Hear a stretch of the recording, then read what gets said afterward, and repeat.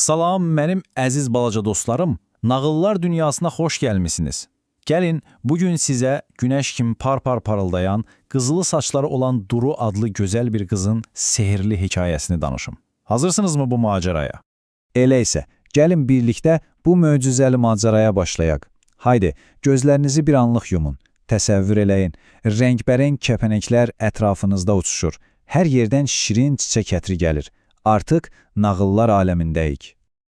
Deməli biri var idi, biri yox idi. Ağappaq, sanki qardan tikilmiş bir evdə Duru adında bir qız yaşayırdı.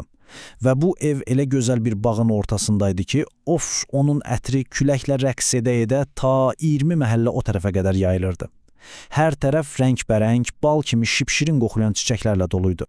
Bilirsiniz, Duru'nun necə gözəl saçları var idi, qızıllı sarı, günəşin özü kimi parıldayırdı. Yanaqları da qıpqırmızı almalar kimi idi və onun ən çox sevdiyi məşğuliyyəti nə idi bilirsiniz? Hər səhər o yumuşaq, ipək kimi saçlarını daramaq, saatlarla, heç yorulmadan darayardı. Bax bu da Duru'nun anası, Selda xanımdır. O bağçadakı çiçəkləri elə çox sevərdi ki, sanki öz balalarıdır. Onları bir-bir öpər, qoxlayar, hətta gecələr ay işığında onlara su verərdi. Nə qədər gözəl, elə deyilmi? İndi isə gəlin yaxın, sizə bir sir deyəcəm. Amma şışt, aramızda qalsın oldu. Deməli, Duru'nun və anasının heç kimin bilmədiyi çox sehirli bir sirri var idi. Baxın uşaqlar, bu sehir necə baş verirdi? Deməli, Duru o gözəl qızıl saçlarını darayanda, anası Selda onlardan cəmi bircə dənə tel götürürdü. Sonra o teli yavaşca, ehmalca bir çiçəyin ləçəklərinin arasına qoyurdu. Və səhər oyananda nə baş verirdi sizcə? Puf!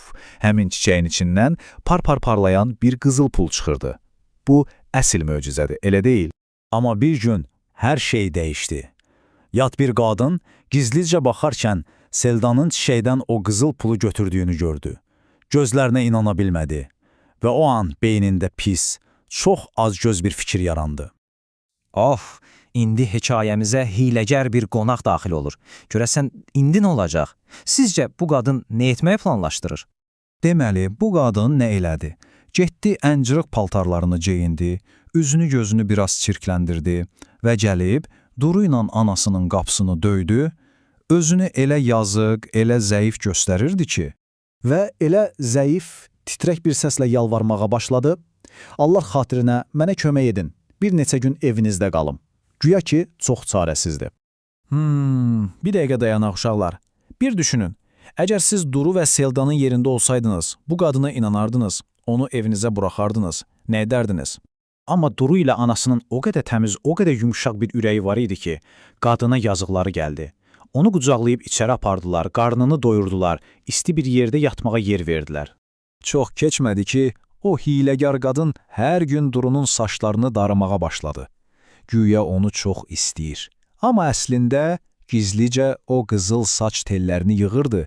Sonra da heç kim görmədən bağçaya qaçıb telləri çiçəklərə qoyur və özü üçün qızıl pullar toplayırdı.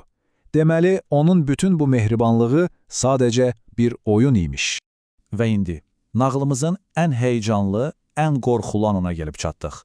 İndi çox diqqətlə qulaq asın, görün nə baş verdi. Bir gecə hamı yatmışdı. Duru şirin-şirin yuxular görürdü.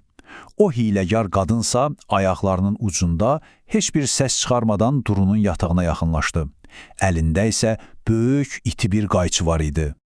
Və o Duru'nun bütün o gözəl par-par parlayan qızıl saçlarını kəsdi. Təsəvvür edirsiniz, bütün saçlarını. Amma o an inanılmaz bir şey oldu. Kəsilən saçlar yerə düşən kimi fısıldamağa başladı və bir anda böyük, nəhəng ilanlara çevrildilər. Qəzəbli ilanlar dərhal hiləgər qadının üstünə cumdular.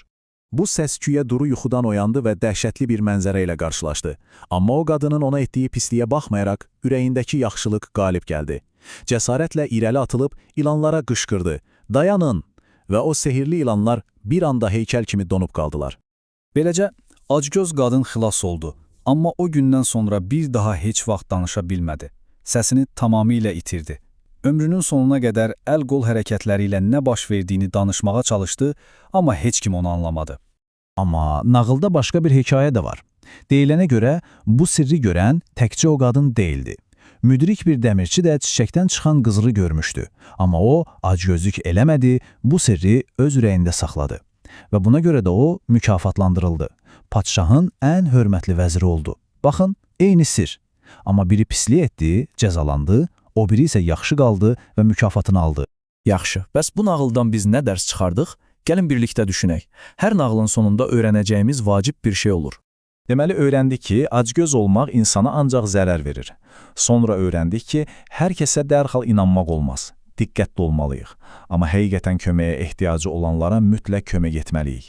Ən böyük xəzinə isə qızıl deyil, ürəyimizdəki xeyirxahlıq və səbirdir. Bu dərsləri heç vaxt unutmayın, yaxşımı? Bəs Duruya nə oldu?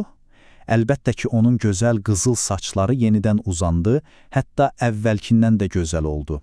O, anası ilə birlikdə o ağpak evlərində sevimli çiçəklərinin arasında daha ağıllı, daha müdrik və çox-çox xoşbəxt yaşadılar. Və beləcə göydən 3 alma düşdü. Biri bu nağılı sizə danışanın, biri qulaq asanın, yəni sizin, biri də dünyadakı bütün köməksevər, yaxşı ürəkli uşaqların payı. O almanı həmişə ürəyinizdə saxlayın əzizlərim. Gələn nağıllarda görüşənədək. Hələlik!